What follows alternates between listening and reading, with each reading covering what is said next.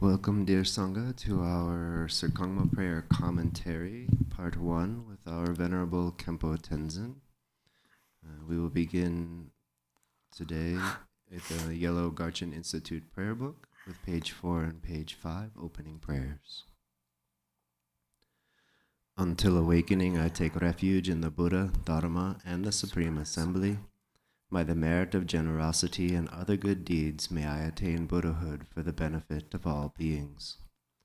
Until awakening, I take refuge in the Buddha, Dharma, and the Supreme Assembly. By the merit of generosity and other good deeds, may I attain Buddhahood for the benefit of all beings. Until awakening, I take refuge in the Buddha, Dharma, and the Supreme Assembly. By the merit of generosity and other good deeds, may I attain Buddhahood for the benefit of all beings. May all mother sentient beings, limitless as space, have happiness and the causes of happiness.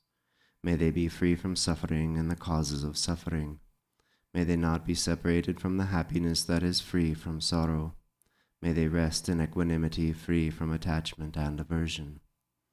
May all mother sentient beings, limitless as space, have happiness and the causes of happiness. May they be free from suffering and the causes of suffering. May they not be separated from the happiness that is free from sorrow. May they rest in equanimity, free from attachment and aversion. May all mother sentient beings, limitless as space, have happiness and the causes of happiness. May they be free from suffering and the causes of suffering. May they not be separated from the happiness that is free from sorrow. May they rest in equanimity, free from attachment and aversion.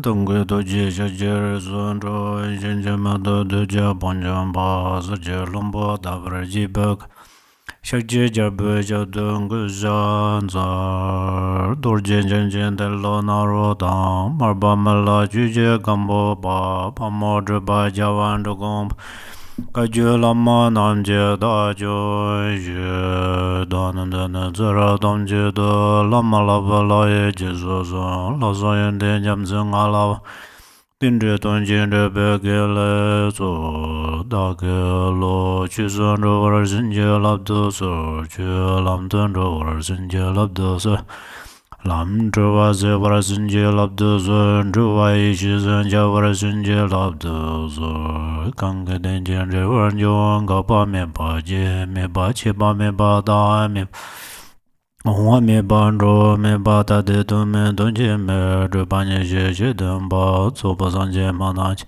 Tambo De La Janzar Do Grant your blessing so that my mind may be one with the Dharma. Grant your blessing so that the Dharma may go along the path.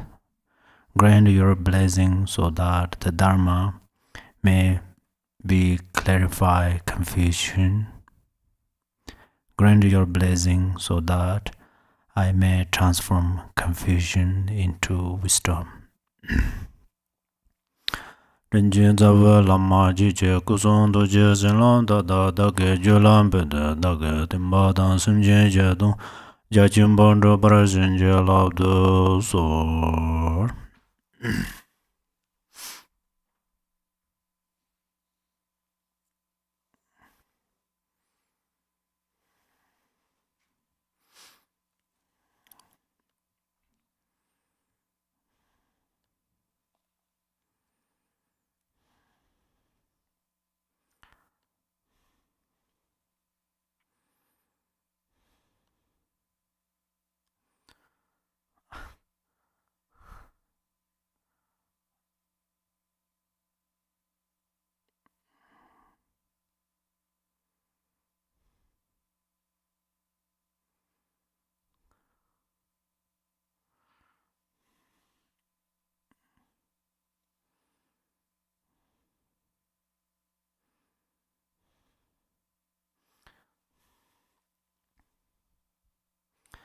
Many Dharma brothers and sisters,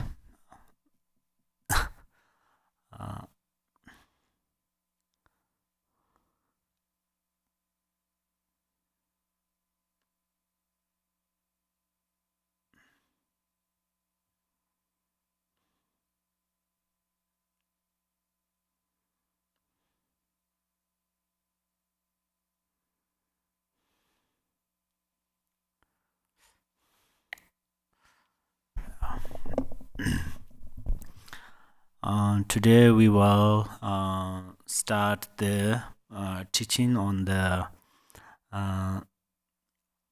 7 branches of mantra called Serkhangma. The root text was written by Lord Jigten Sumgong. Lord Jigten Sumgong was prefaced by many Buddhas, Bodhisattvas, and fortune tellers to be the reincarnation of Nagarjuna. He was a disciple of Pamodrupa. As Pamodrupa foretold, he established the Ndugongkaju lineage, and he built a temple to the east of Lhasa in 1179. He lived in a hut there called the Temple of Vairocana. Eventually, a roof was built of gold and silver, and for that reason the hut came to be called Serkhang, or Golden Temple. Lord Jigten Sumgong wrote this text in that temple, and that's why it's called Serkhangma. This commentary was written by His Holiness Chetsang Rinpoche and His Eminence Garchen Rinpoche instructed me to teach it to you. I have some background with this text because it was the first book that I bought when I went to India. While in India, I visited many holy places. I couldn't carry many things around, and this was the only text I carried with me. Then I brought it with me when I came to the United States. At Gargun Monastery in Tibet, we used to do a 45-day retreat every summer to practice this root text. Today we have a golden opportunity to study, reflect, and meditate on this text.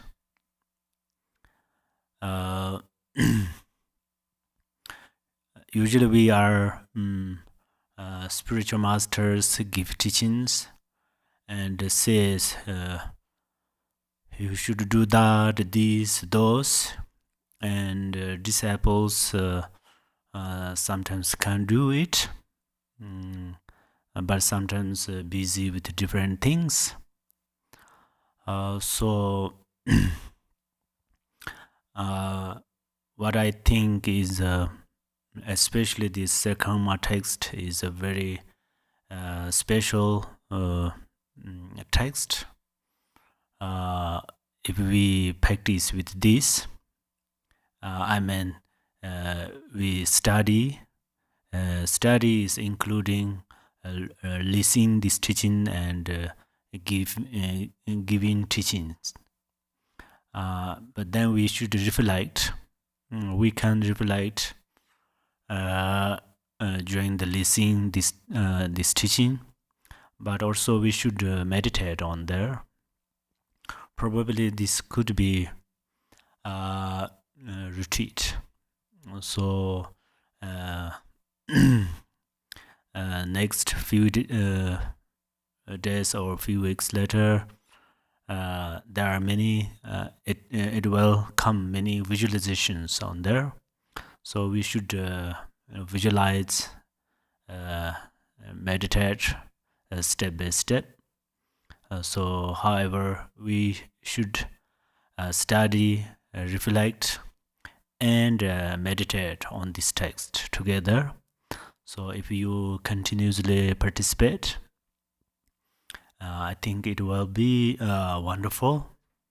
Whether my teaching is, I don't know how much can benefit, but when you receive teachings, this is not only related on teachers, what they taught or what they teach. It is related to yourself too. So we are like two hands.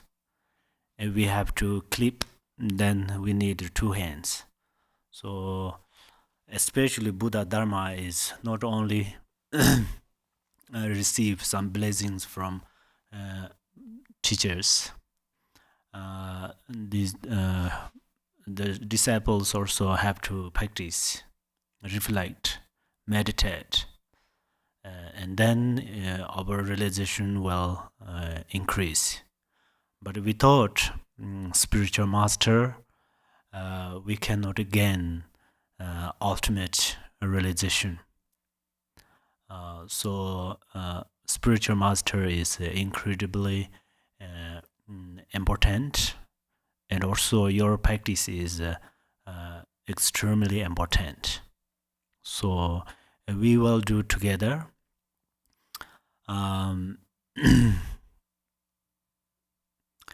So we practice Golden Temple, and we will turn our mind into the golden mind. Golden mind means we turn our mind completely in bodhicitta, compassion, and we will arise Buddha nature. Because perhaps our life is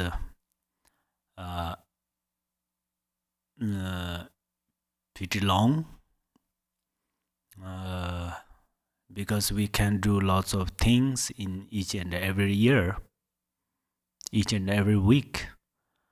But in other hands, tomorrow or next life, which comes early, we're really not sure. We cannot say clearly. So we prepare many things for the sake of tomorrow.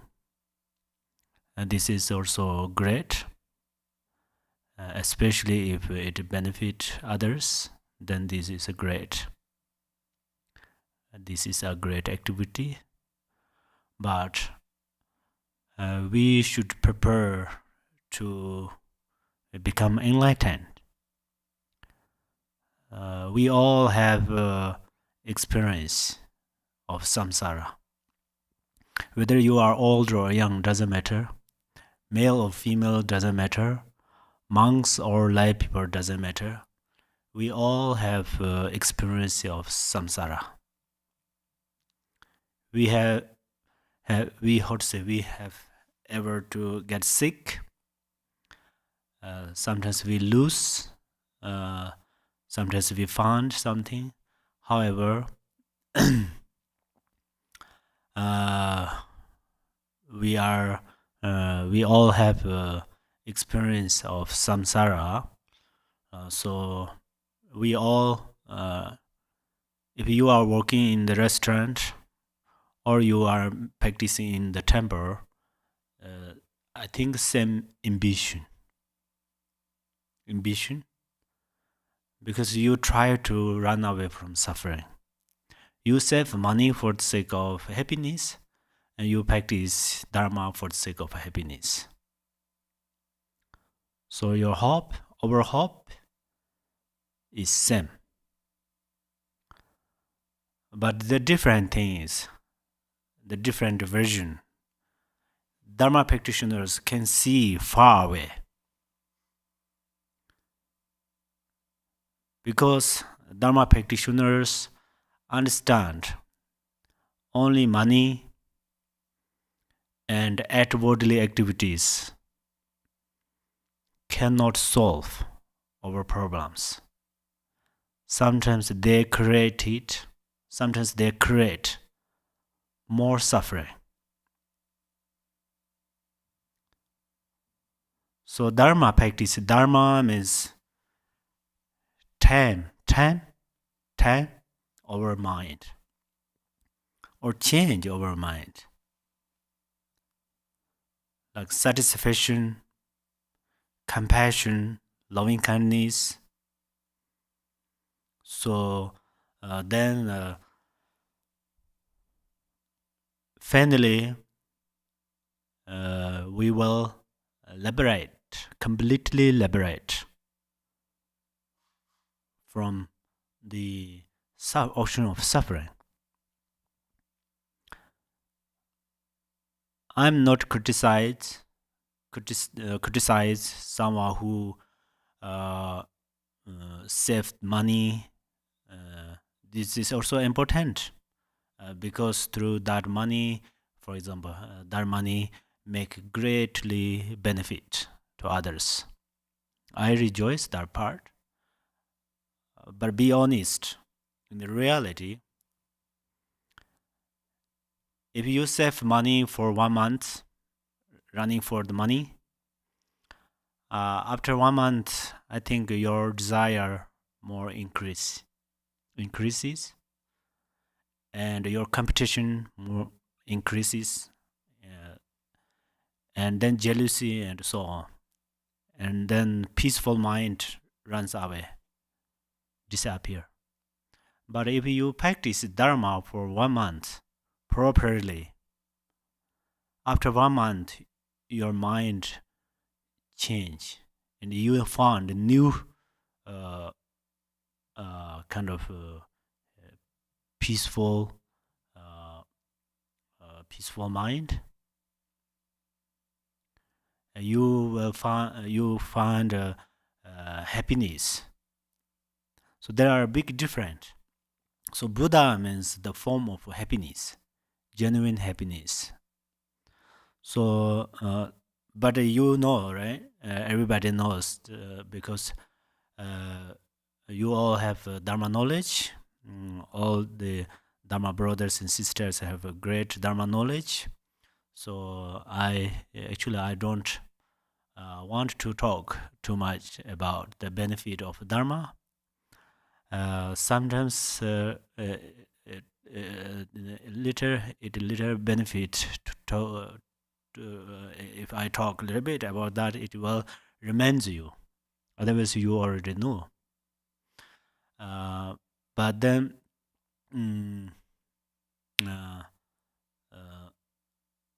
to only understanding does not enough. We have to put into the action. But if you don't study properly, and then sometimes it quite difficult to gain the original goal. It's very possible. Sometimes it's very possible to misunderstand.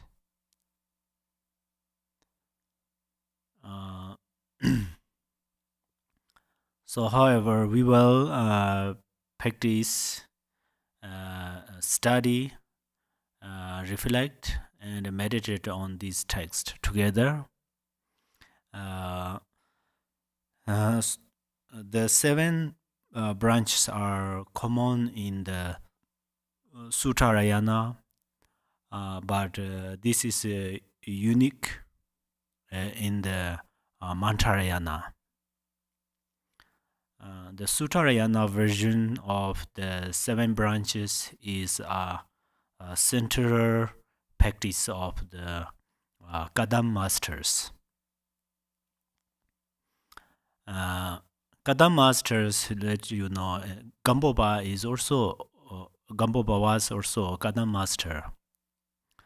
The Kadam masters, those practitioners, they are amazing practitioners. But there, some of these practices are their practice on Suttarayana, not that much combined with Mantarayana. But to become enlightened, we should combine Suttarayana and Mantarayana together. This is like feathers of a bird to fly. Based on the instruction by actually the Suttarayana version of the 7 branches is a central practice of the Kadamba masters based on the instruction by Atisha. The Mantarayana version has in old and new tradition. The new tradition was passed on from Vajradhara through Telopa, Naropa, Marpa, Milarepa, and so on. Milarepa's disciple Gamboba merged the streams of Suttarayana and Mantarayana. Through his kindness, one can practice them together, just like one who drinks from a lake, drinks the water from all the rivers that flow into it. Lord Jigten Sunggu wrote long and short versions of the 7 branches, and he also wrote commentaries. In particular, he wrote this text called Serkhangma.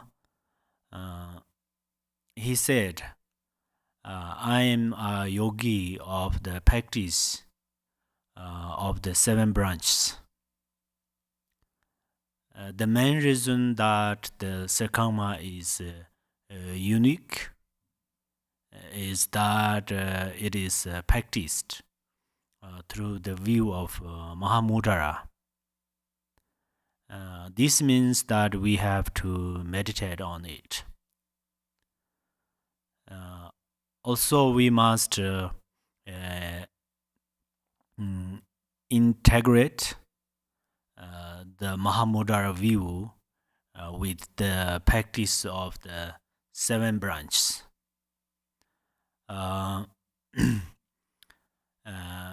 If we do this, then we are practicing the Suttarayana and Mantarayana together. Then our practice has inconceivable benefit. In the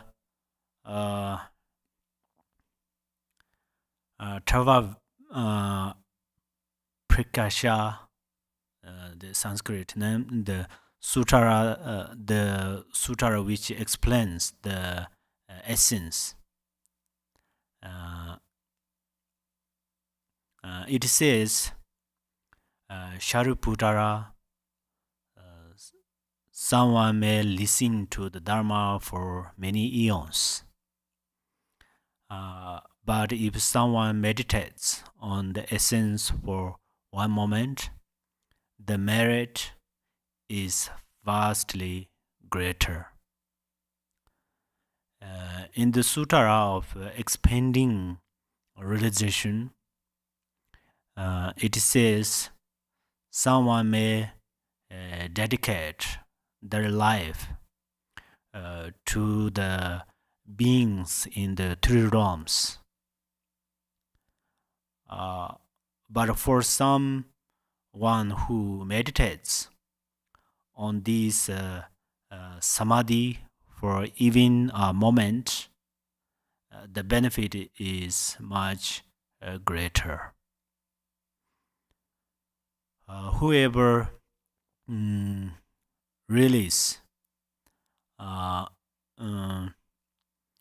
on the nature of mind in luminosity with no birth or cessation, and who practices the 7 branches of Mantarayana with this realization will simultaneously accomplish the 2 accumulations of merit and wisdom of non-duality. Lord Jigten Sungkun said that in general, the Buddha Dharma includes 3 aspects. First is the Suttarayana method of using antidotes to abandon the afflictive emotions.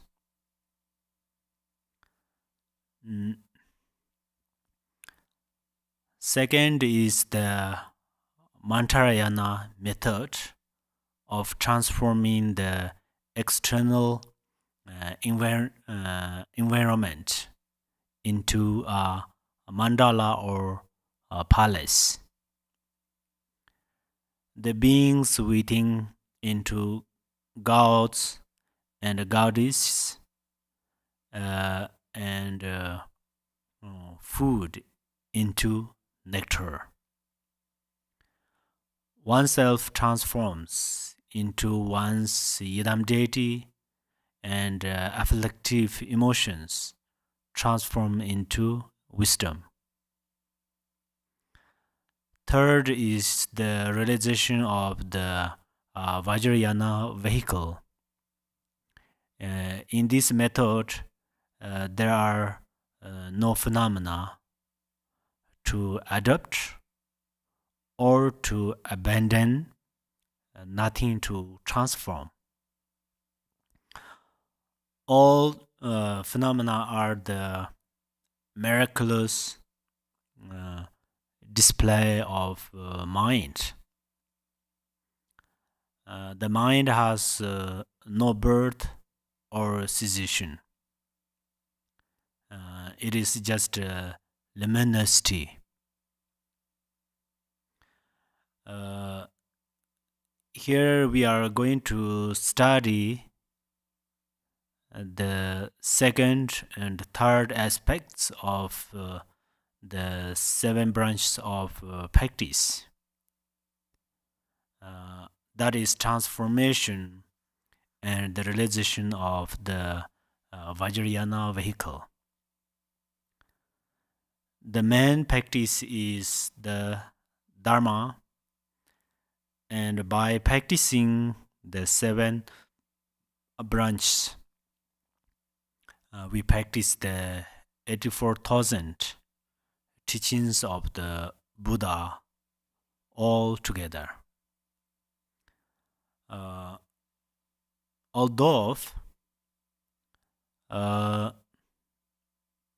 it is traditionally said that the Buddha gave 84,000 teachings, actually he taught even more than that.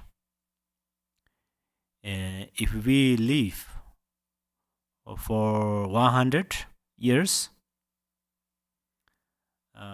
if we live for 100 years, we have countless thoughts during that time. And the Buddha gave antidotes for all of them. We practice all of these teachings together when we practice the 7 branches.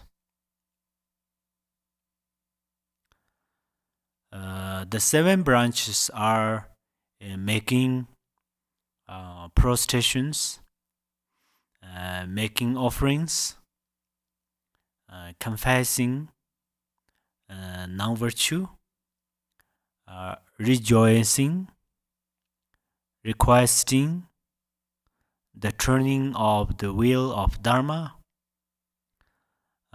supplicating to not enter nirvana, and dedicating. According to the table of contents, these are taught in 10 parts.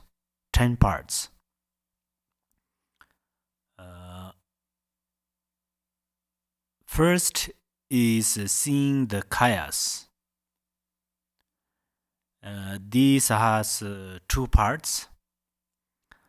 Seeing the dharmakaya and seeing the rupakayas.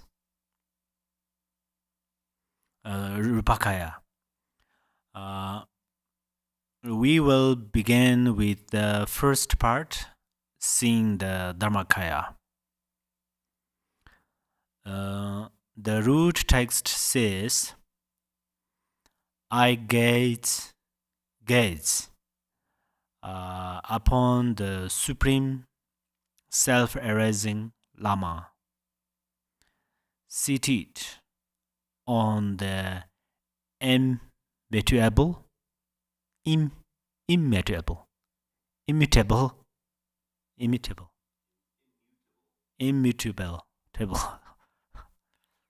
I have to change my tongue first.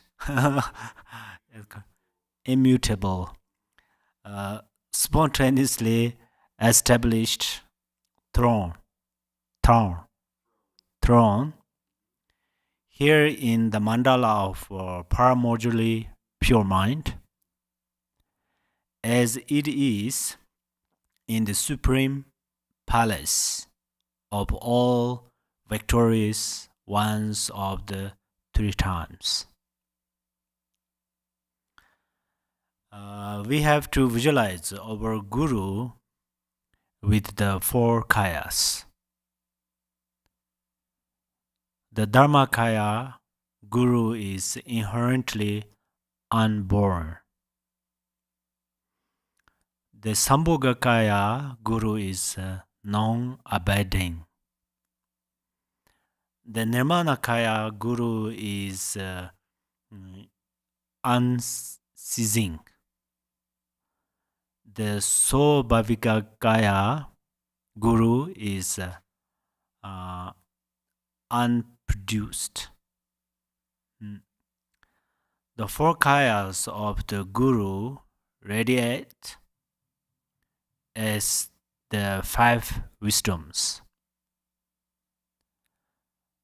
The ground consciousness transforms into the mirror-like wisdom. From emptiness radiates the dharma-dhatu wisdom. The afflictive emotions transform into the discriminating wisdom. The all-accomplishing wisdom endlessly accomplishes the benefits for all sentient beings. The equalizing wisdom is beyond higher and low, or right and wrong. The Guru is in the nature of these four kayas and five wisdoms. Through our wisdom, we have to see the Guru's attributes. There is no difference between the Buddha nature of all the Buddhas of the past, present, and the future, and that of sentient beings. That Buddha nature is the Guru's mind. In the Guru's mind is the mandala of paramodule pure wisdom. We have to meditate clearly to see the Guru's mind. If we can't meditate purely in this way, there is no way to not become enlightened. The way to meditate is, as Milarepa said, Emaho, my root Guru Marpa, you are in my heart. So I supplicate you from my heart.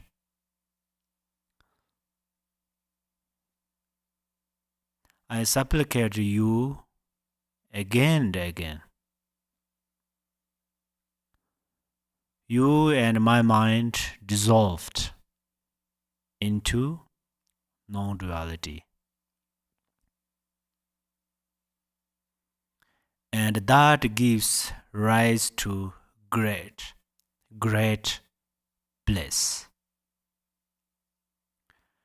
You pointed out the dharmakaya, and my mind dissolved into the dharmakaya. In the nature of appearances, the view has no higher or low. I am liberated from fixation on the view. When you point out that clarity and emptiness are the nature of my mind dissolved into its innate nature. There is no higher or low or good or bad meditation. Just remaining in the ordinary mind is very comfortable. You pointed out the non-duality of subject and object. Suffering and happiness are of one taste. I rest at ease in the innate nature. There is no good or bad conduct. I rest comfortably in the ordinary mind. You introduced various nirmanakayas appearing from the dharmakaya. So I am liberated from anything that appears. I don't expect any other fruition but that. So Milarepa supplicated to Marpa from heart to heart. So then he could dissolve in his heart. So when we supplicate to the Guru, I think the Guru is in the reality in our mind. Our mind is Guru, however, but what we see as human being, like a human Guru, they are represent they are represent of our mind.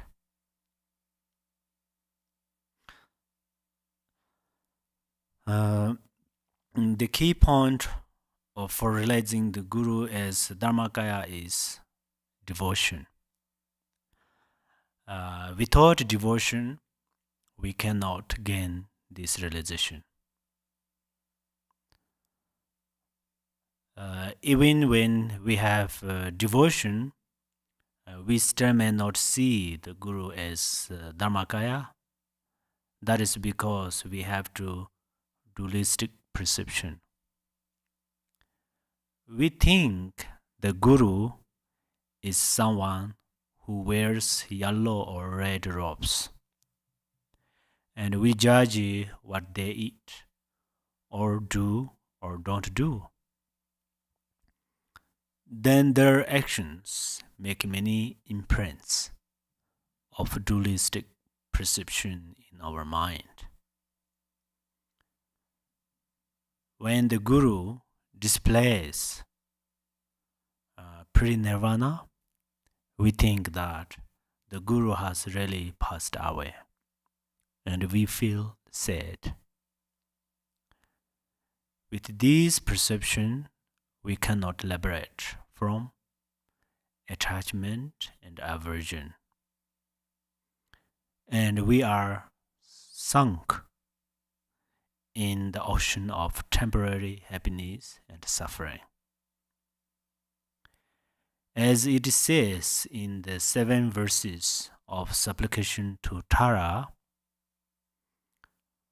Goddess of non-dual mind, please protect those who are bound, no matter what they do, by habitual dualistic grasping at concepts in the mind, that is self-erasing, non-dual, paramodal wisdom.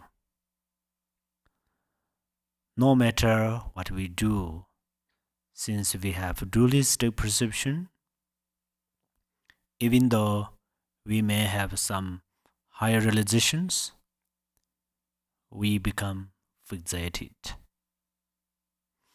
We cannot be liberated from that. So we think the Guru is higher and we are ordinary. This conduct may seem good, but we cannot be liberated in that way. For example, you are equal bound to a pillar by a rope of gold or of plastic. It is possible to misunderstanding this. However, it is also incorrect to think in ordinary way that you are equal to the Guru. This is a misunderstanding. So how should this be understood? One's own mind and the Guru's mind are non-dual. For me, when I was introduced to the teaching that my mind and the Guru's mind are non-dual, it was actually quite hard to understand. I reflected on that many times.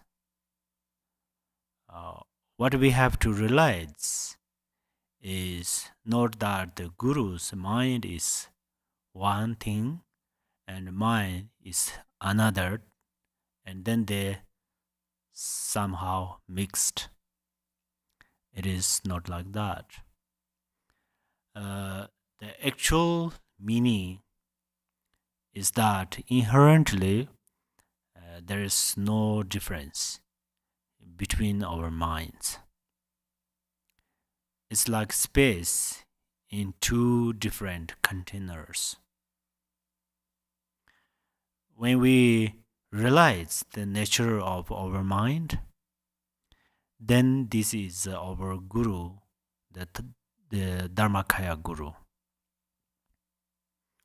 From this realization, there spontaneously arises bliss. And this is the Sambhogakaya Guru.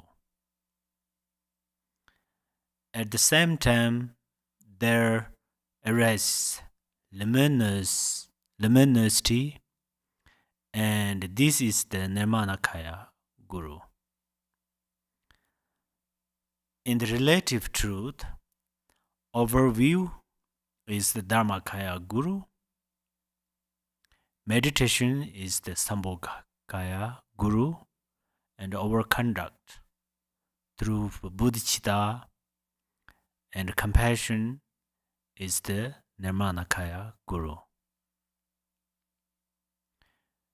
Whenever we engage in meditation and give rise to bodhicitta and compassion, we say it's the blessing of the Guru, but it's not the Guru is giving a blessing from outside.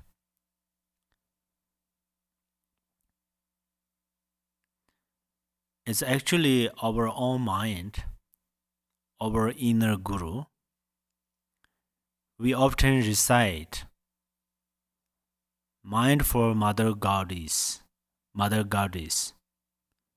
and we imagine that the deity is in a rainbow mandala somewhere in space. But the reality is that our own mindfulness is the mindful Mother Tara. It can be hard to trust in this. It says in a Dzogchen prayer that not believing that this is a symbol is the secret of the mind. Even if 100 gurus or Mahapinditas tell us that our own mind is the Guru, we just say yes, yes sir, but we don't really believe it. It's very hard to trust in that. Since we have the perception that gurus and deities are out, they're somewhere trying to accomplish the practice with this misunderstanding is just a source of how to say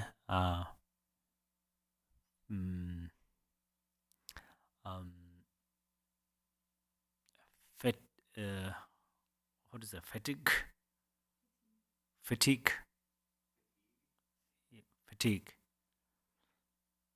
right? Fatigue thing, yeah. Source, and then no matter how long we meditate, it just increases our bondage. As it says in the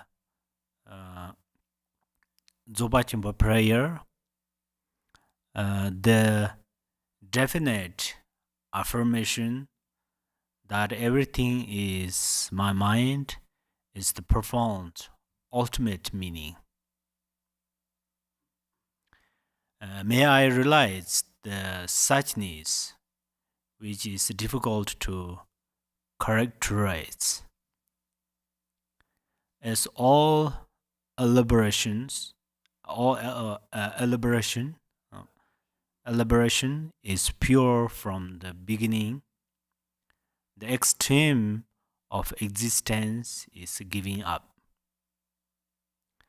As the effulgence of Rigpa is spontaneously present, the extreme of non-existence disappears. May the ultimate nature of the inexpressible and inseparable equality be seen. So we should decisively realize that our mind is the Guru. Normally we say that we receive some blessing from the Guru, and this is the first step towards realizing that our own mind is the Guru. It's like showing the moon to a child by pointing with your finger. At first, the child may just look at your finger, but then that may lead her to look at the moon. The main thing is that we must realize ourselves that our mind is the Guru. If we can realize that our mind is the Guru, then we attributes like compassion arise. We will spontaneously think of the Guru's Turikayas. Gurus often say that our own mind is the Guru, and this is a very great instruction for us. We must keep this instruction in mind. As Milarepa said, this instruction should dissolve into our heart as salt dissolves into the ocean. Before Lord Jigten Sunggung entered Parinirvana, his disciples asked him in which pure land they should search for him.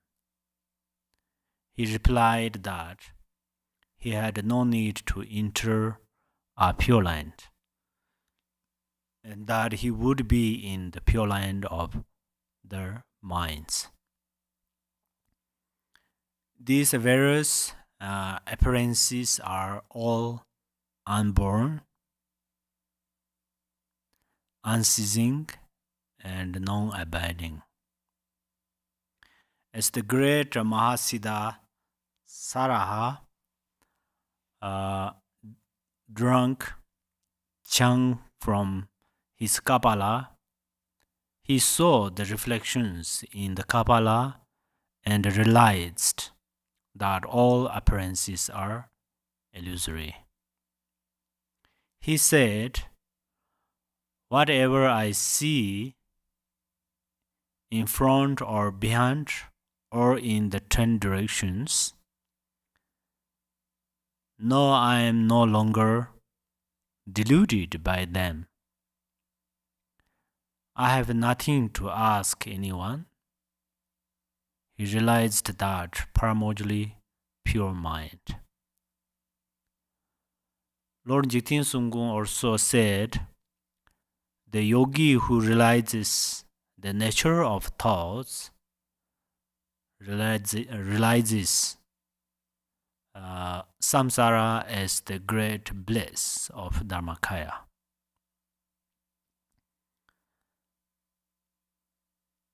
The Serkhangma root text says, I gaze upon the supreme self-arising Guru.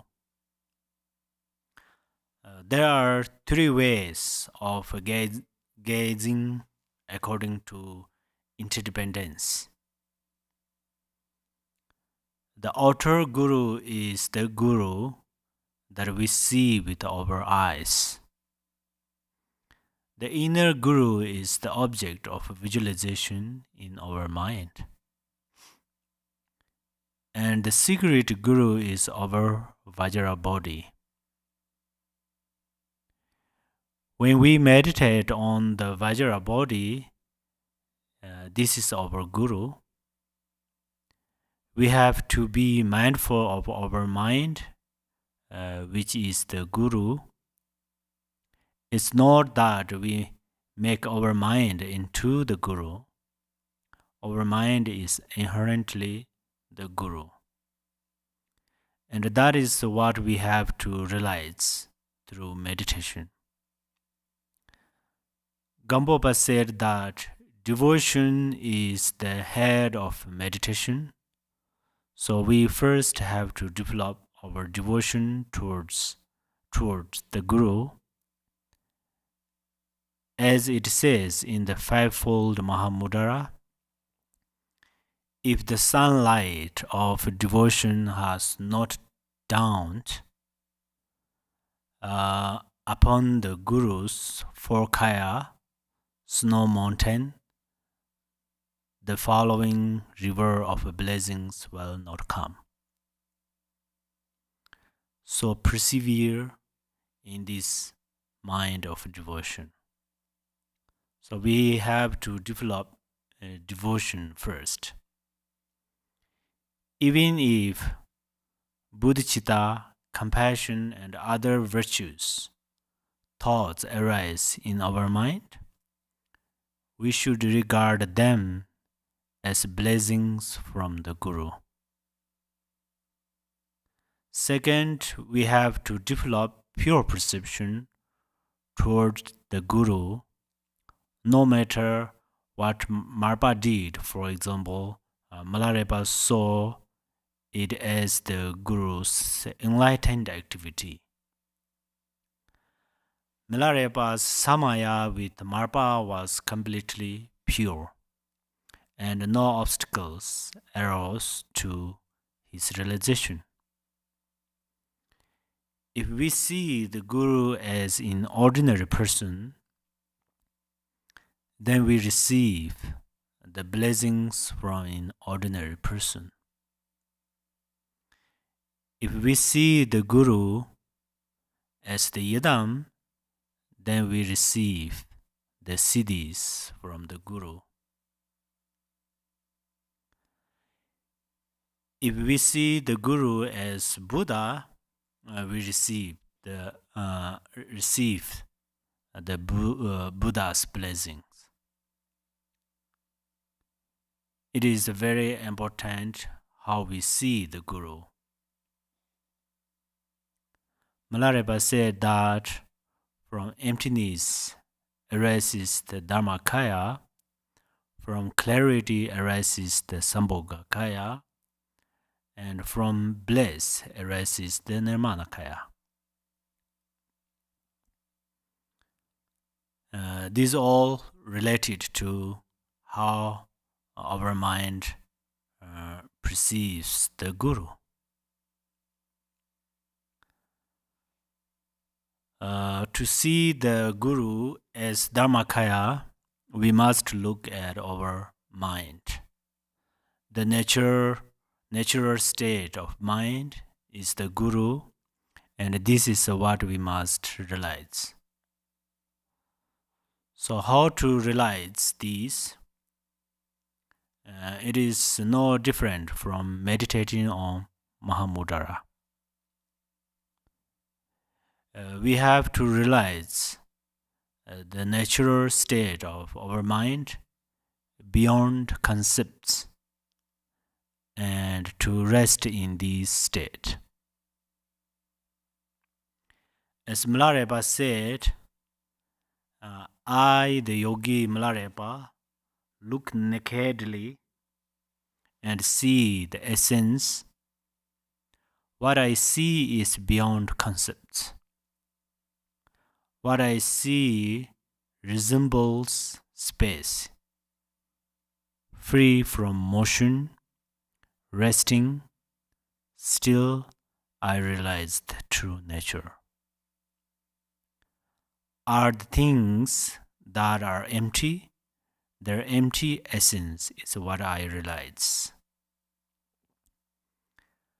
Relaxing loosely, letting go, original wisdom holds its ground. In the river of awareness, and the mud settles down, and the brightness shines. I take my concepts and throw them away. Recollection and thoughts are cut. The deep abyss of the six realms has been sealed completely. That is over for me now. I know for sure my mind is Buddha, so there is nothing I need to gain or achieve. When realization shines from inside, it's like when the sunlight shines on the night.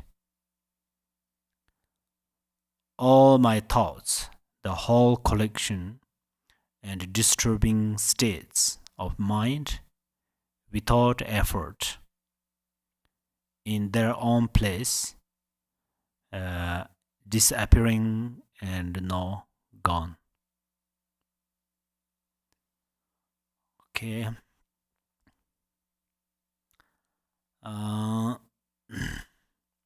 The Serkhangma root text then says, I gaze upon the Supreme Lama, who is mindful to behold. The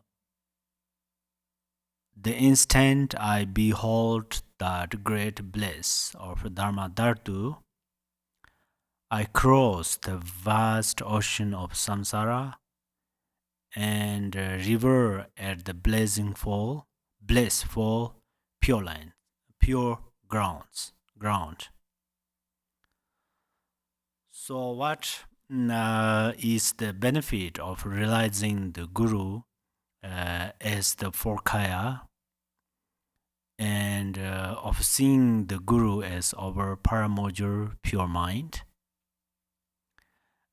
It has inconceivable benefit. We have to see these through our wisdom, which is the union of emptiness and innate bliss. When this wisdom sees our Guru as the four kayas, then immediately we can cross the ocean of samsara and the waves of afflictive emotions. When we cross the ocean of samsara, we become completely free from suffering. When we see this, we have to unchanging great bliss. The Rina Kutara Sutara says, all phenomena are no different from the subject. Whenever you give up dualistic subject and object, it is called Dharma Dhartu.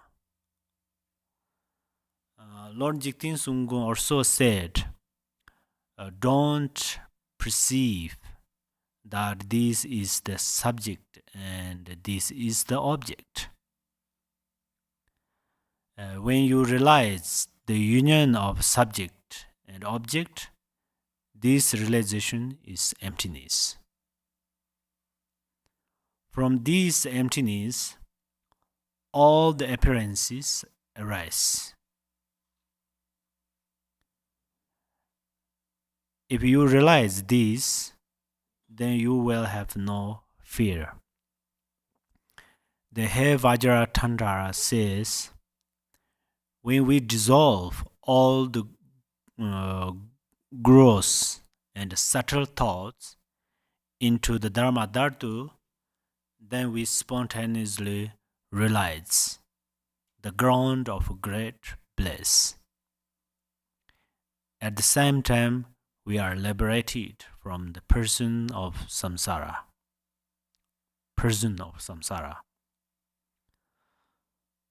So, what is this great bliss? It is the dharmakaya guru. That is a very unique instruction, that you are liberated from samsara instantly upon seeing.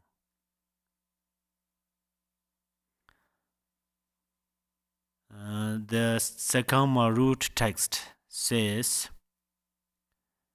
with the eye of wisdom, I gaze unwaveringly upon the Lama, the victorious hero in the battle, just by remembering that refuge or afflicting emotions, thoughts, and the hordes of maras are defeated.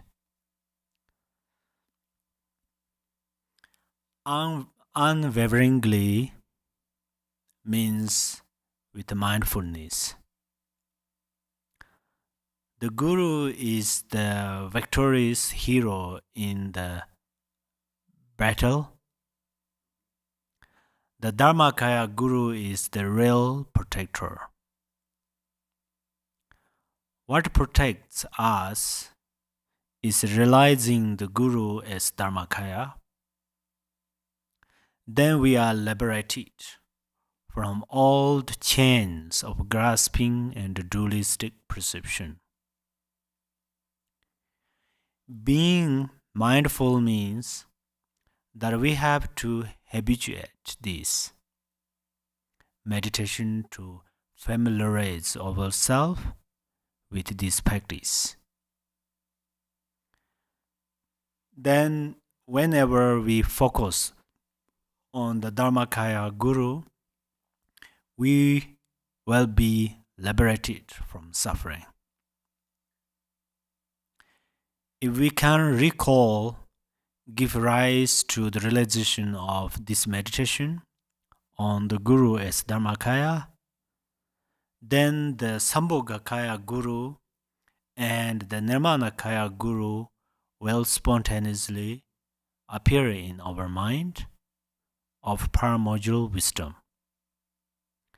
For example, clouds, rain, and rainbows all naturally appear in space to benefit the earth.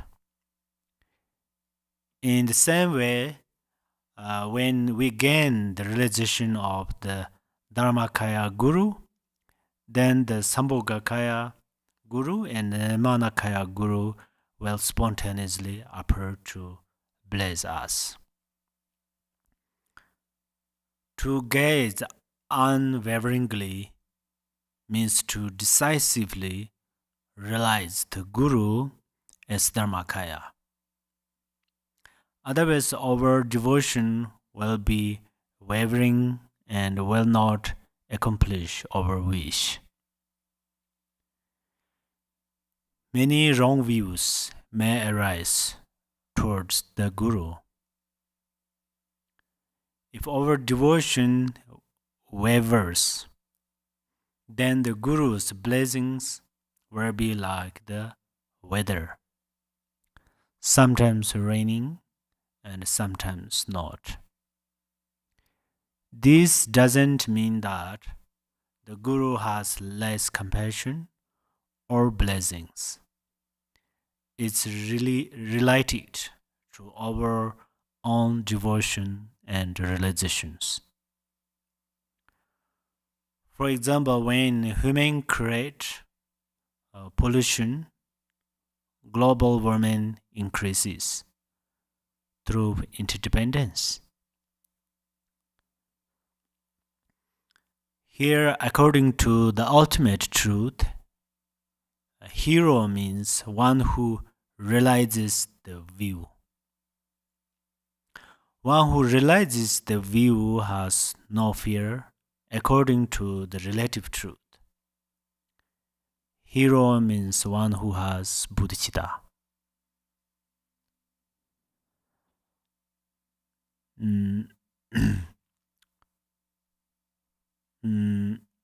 Fear comes from doubt. If you have doubt, that means you have not realized Mahamudra. In the Kanji's Mahamudra, it says, have no thoughts in the mind, but look at the resolved Dharma. This means that without any thought in the mind, one should set the mind in equipoise on the truth of absolute suchness and look at the resolved Dharma, which refers to the truth upon which one's mind has reached a decisive conclusion. On the relative level, one who has bodhicitta can turn enemies into friends. This is the real hero, and it is due to the power of bodhicitta. So sometimes we talk about Dharma, it's a little kind of unacceptable. You can hear unacceptable informations because the worldly activities and the Dharma are quite opposite. Actually, among worldly activities, there are also many virtues. Most of them can include in Dharma, including in Dharma. It is depending your motivation. If you have a pure motivation, then the worldly activities are also are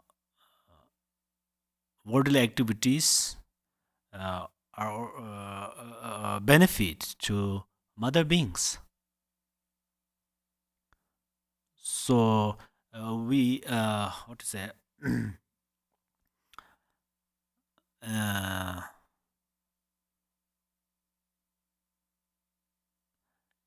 We cannot suddenly stop to stop the worldly activities, but only you change your motivation into virtue. Then your even you eat food, it also you can transform into virtue, because you before eat the food you offer a blessing by on a home, so it will this action will turn into the virtue. And then when you talk, in general speaking, at that time also you talk with your loving kindness, and then it will benefit others, and good result will receive to you. And also, here I mentioned the hero means someone who mm, has bodhicitta, can turn the enemies into friends. So honestly, sometimes we suddenly cannot make friends, or our enemies turns into friend through physically. For example, we speak with them, help them. It may quite difficult, but when you are far from your enemy, and then don't keep bad motivation.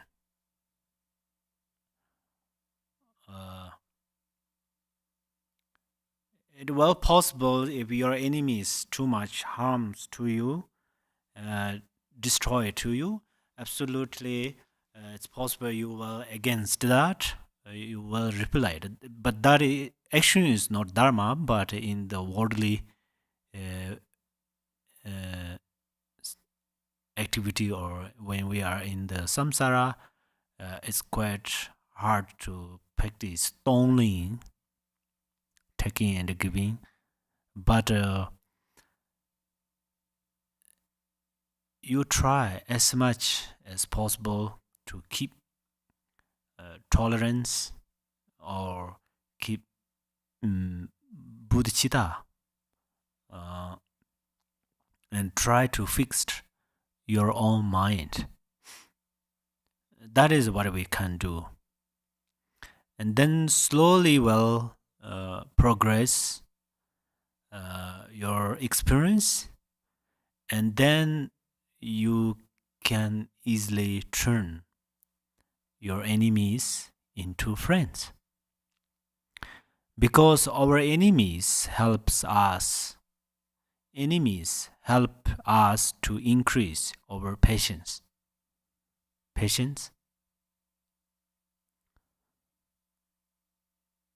because they make anger or anger. So then when we are angry, and then we try to be patient, and then slowly, then we are become happy person, happy people. So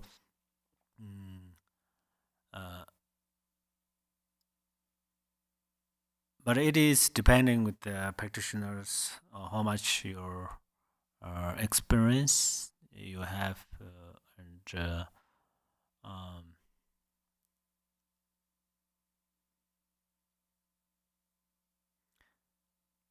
and also I mentioned this.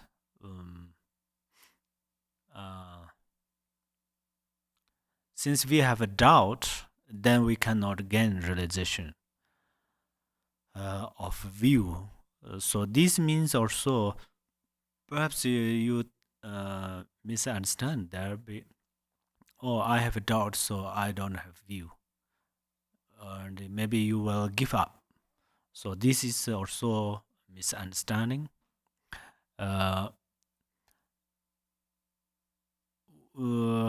If we have a perfect view on the truth nature, then we will have no doubt.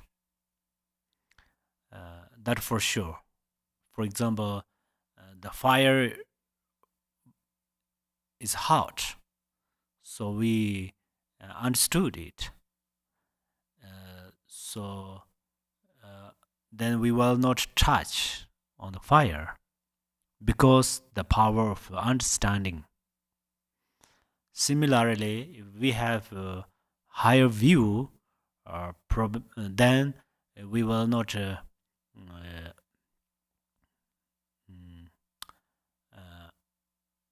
we will have, what to say, we don't have doubt.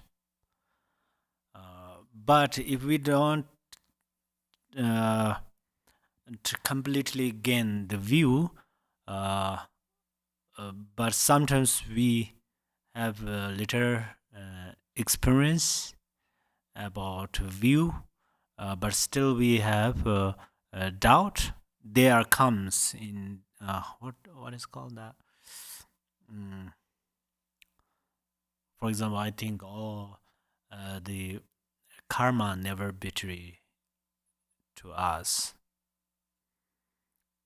and then that's I believe, I trust on that. And then somebody did a lot of bad things, and they have how to say, successfully gained their goals. They successfully, and then it started to, what is the karma? Karma means whoever did good things and result well good, but someone did very strange things, but still they have a very good result. That is, then that means doubt. So, uh, so then why it happened to you is because that our trusting in karma is not completely perfect. But still, it's a wonderful. Even we think we have a karma. When I go with friends somewhere, and they often say, "Oh, this is karma. This is karma." I really rejoice and appreciate on that. Even they say the name of karma, that means they are believing in karma. This is so very great. But now we are discussing on the very higher. I'm not higher person and the higher realization person, but no choice because this topic is very higher. Then I bring it. So at that time, we have to understand. Perhaps you think, oh, he criticized to me. I have a doubt. I have fear. I have to collect money. But he says these are not good. So if you think it's very possible, but we don't how to say uh, mm, how to say it. We don't want to think like that because we should know. Oh, right now it we are on the very higher topic. The higher topic, for example, bodhicitta. When we arise bodhicitta, can turn enemies into friends. It's almost unimaginable, but impossible is possible. That's where this is very possible. Many, for example, Buddha, who has one cousin, what is his name? Anna Devadatta. Devadatta is really his friend, but Devadatta harmed to Buddha whole life. When he was in the kingdom, when he was in the solitary place, even Buddha was become Buddha and then give teach. He gave teach, and then Devadatta tried to destroy a lot, but then Buddha gains lots of benefit from Devadatta. So there are many examples.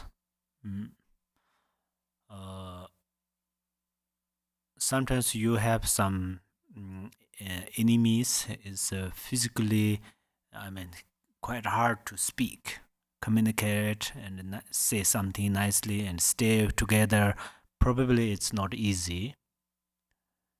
Probably means it's not easy, but you don't bring negative thoughts towards your enemy because we are Dharma practitioners. This is very important. Okay. If you cannot accept completely what I say, you try to keep half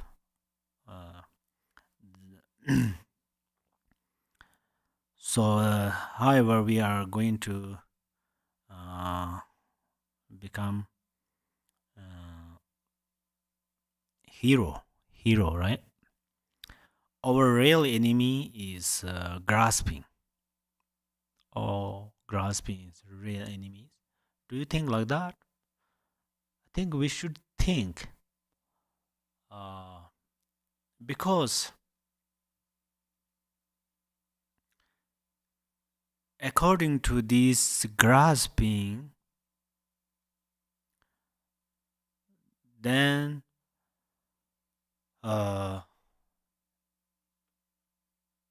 all suffering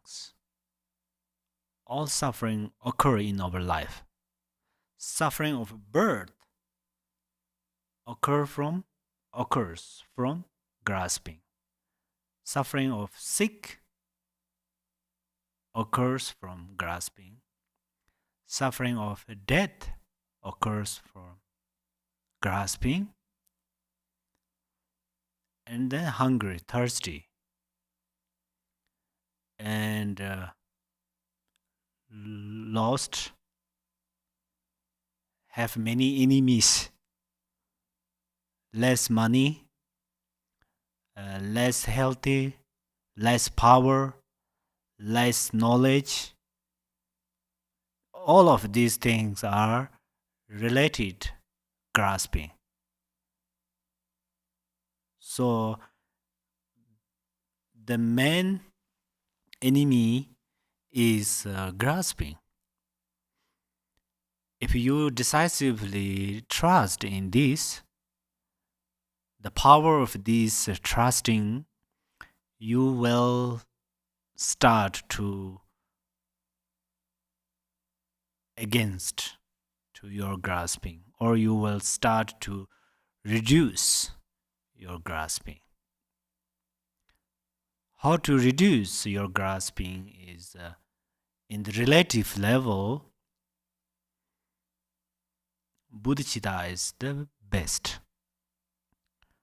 When you are arise bodhicitta, your mind completely focus, welfare other beings. It's almost you forget yourself, I. And when you focus others, and then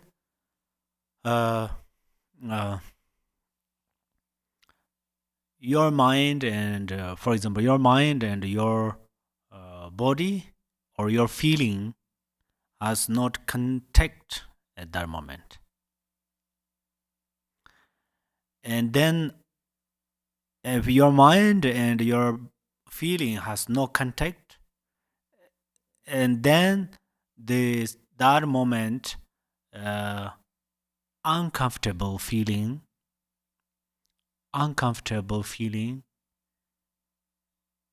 how to say, cannot destroy to your mind.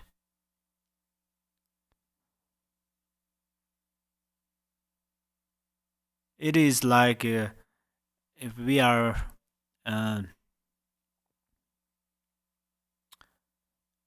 for example, if we lost something and then whole day we worry about that, keep suffering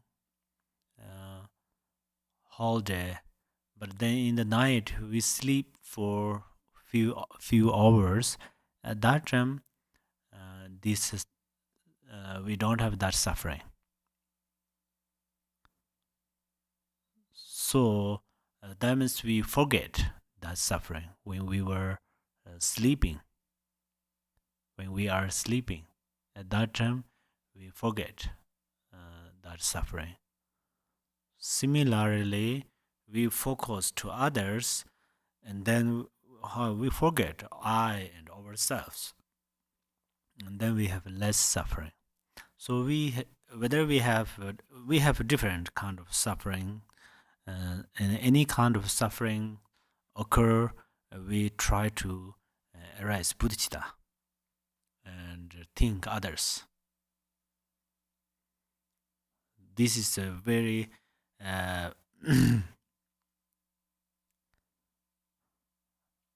helpful and the reality. I say you can see Buddha. Until now, I mentioned about Buddha, Guru. Maybe it's quite hard. And I say now you visualize Guru, Buddha, dharmakaya, sambhogakaya. Guru maybe pretty easy for you in the relative level. You think the Guru who are in front of you and who give pet instructions or something, they are my Guru. But if I ask you to visualize dharmakaya and sambhogakaya, it's quite hard. But if you practice bodhicitta, then this is very easy, pretty easy. And then when you are practice on bodhicitta, at that moment, if I ask to you, are you suffering? Maybe you say no.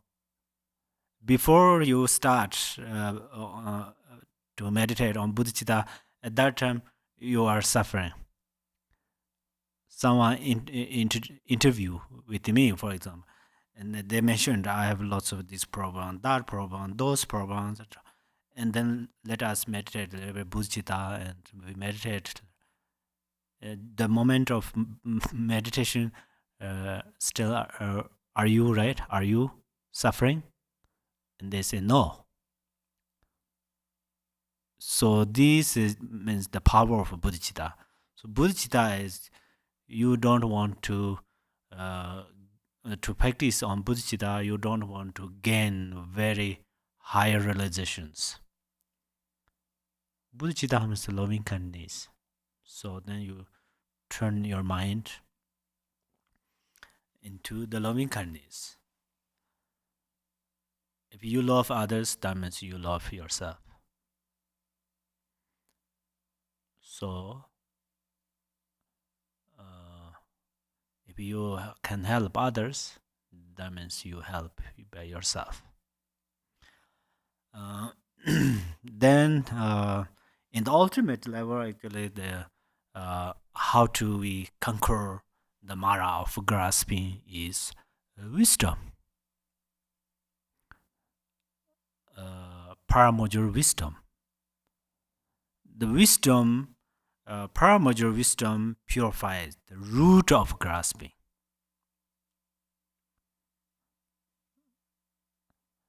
When bodhicitta, the bodhicitta has ultimate bodhicitta and relative bodhicitta.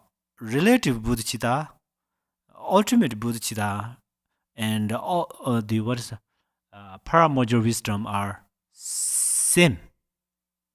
In relative bodhicitta, when you focus others, welfare others, at that time you have less suffering or you don't have suffering.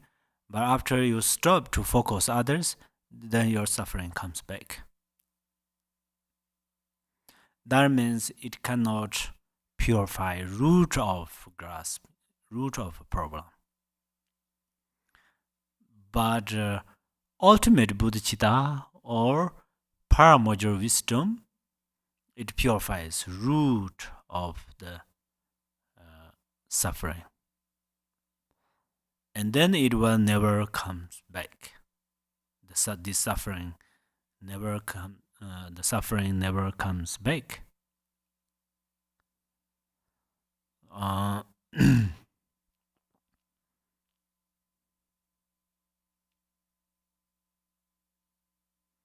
So now, but the bodhicitta, relative bodhicitta and ultimate bodhicitta. The ultimate bodhicitta is very important, but we should practice relative bodhicitta because we cannot gain ultimate bodhicitta suddenly. So, to become a victorious hero against grasping, our best weapon is bodhicitta. Nuclear bombs cannot destroy grasping, but bodhicitta can easily dissolve it.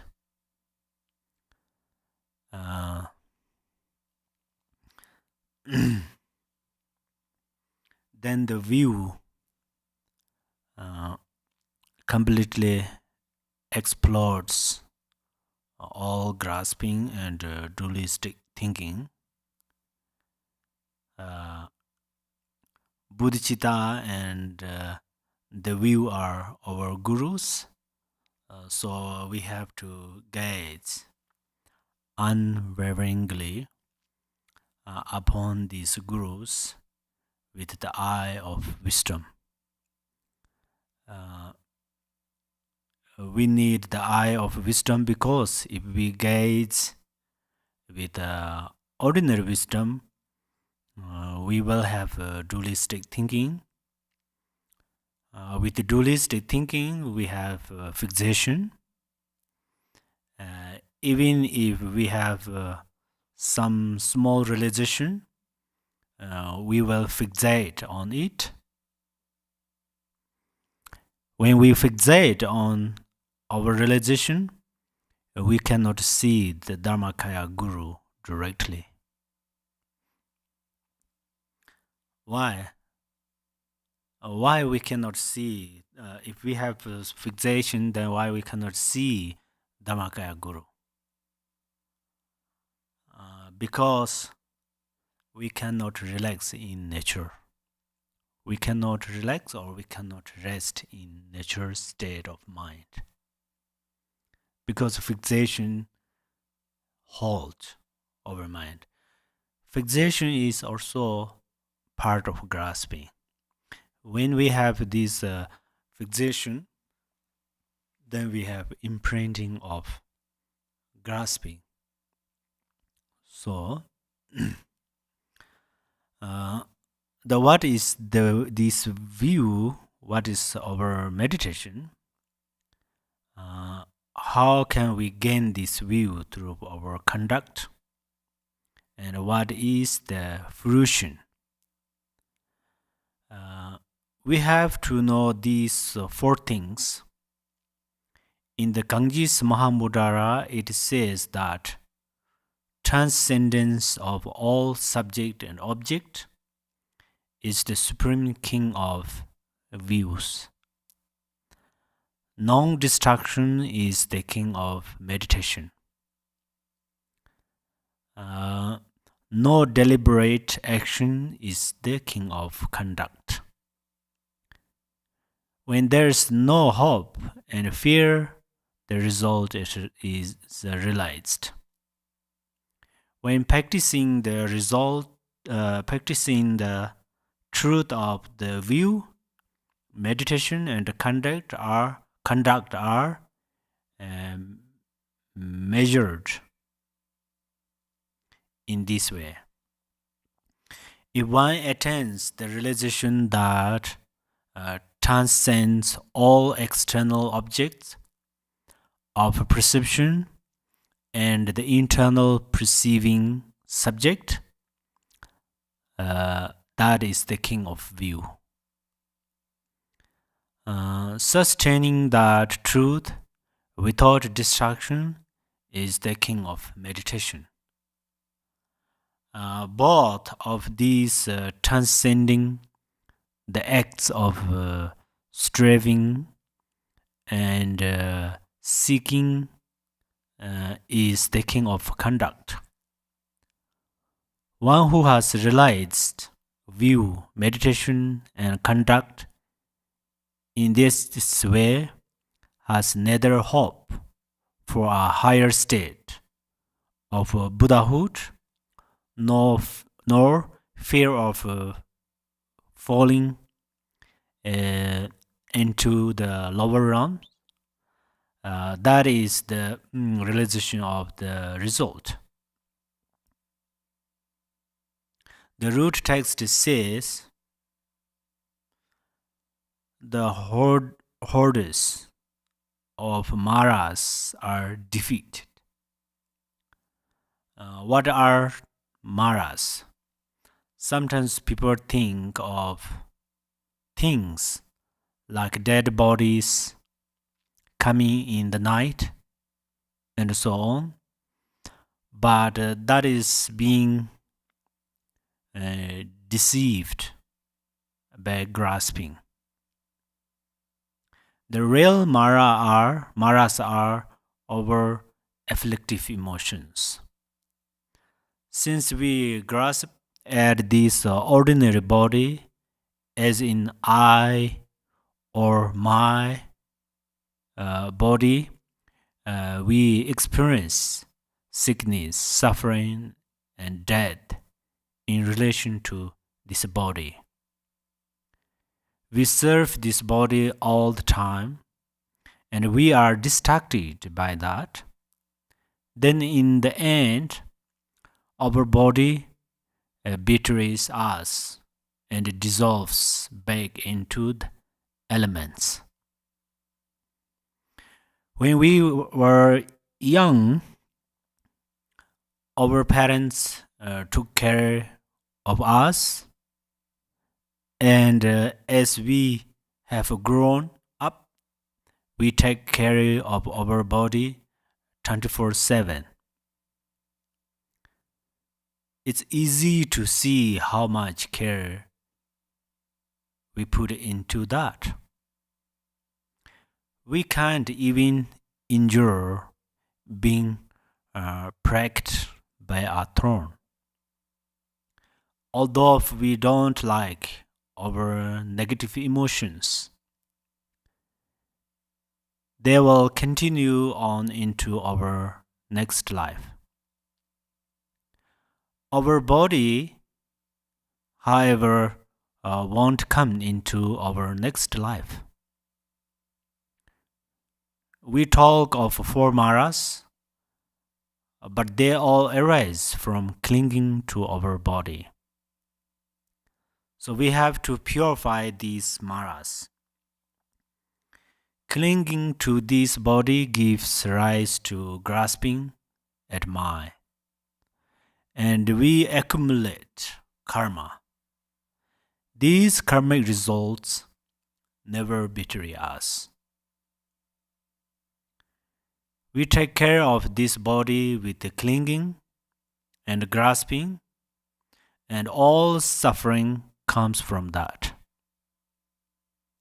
This is a cyclic existence.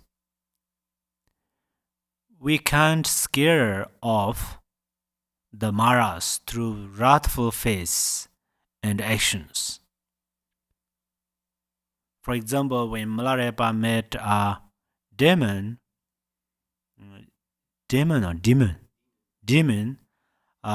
he shouted, pecked many times, but the demon stayed nearby. She told him that if he couldn't conquer the demon of his mind, he couldn't defeat her. To conquer the maras, we must realize the view. And it is not enough to just realize the view. We must familiarize the view through habituation. Here, I would like to say this. It's quite hard to say it because of my English. So, meditation is a familiarization.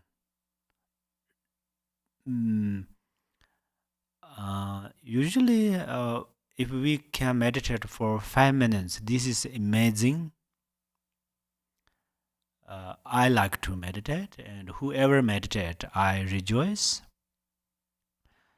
And the experience is for 5 minutes meditate peacefully, tranquilly. It is peaceful, it is tranquility, tranquil or tranquility. But after that, then wrathful mind comes back, and then wrathful activities occur. So familiarization is a real favorite path instruction. Lord Jigten Sunggon said that if you are skillful, right? Skillful on mindfulness, you are skillful meditator. So we always, if we are going to become familiarized on meditation, we are going to be mindful. Mindfulness is extremely important. I often say that, but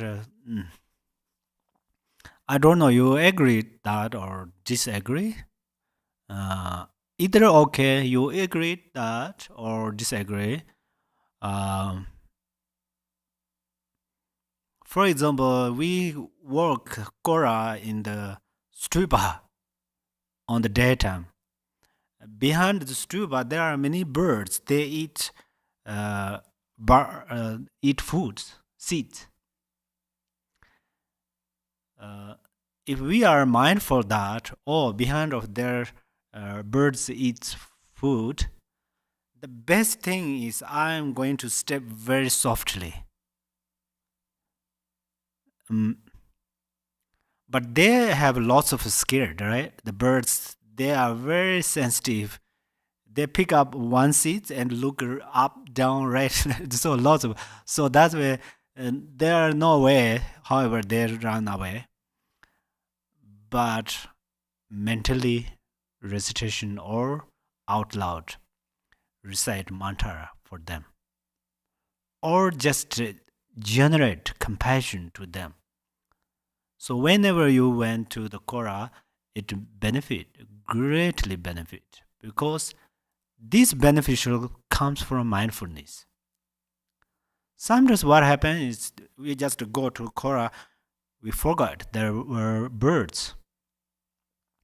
Birds are eating their seeds, we forget it, and then we come kind of very roughly, or what to say, steps very loudly, and then they are so scared they just fly, and there's some feather or something just come down. It's really painful, make scared is how much how to say, uncomfortable feeling we all have experienced. So this is example. So we always keep mindfulness, or if we have to become great practitioners, I think means actually this Lord Jigten Sunggon and our gurus often gave us these instructions. So mindfulness is really important, really important. Of course, we are familiarized in the kind of general action. So sometimes we make mistakes. It's very possible, but we try to promote our mindfulness.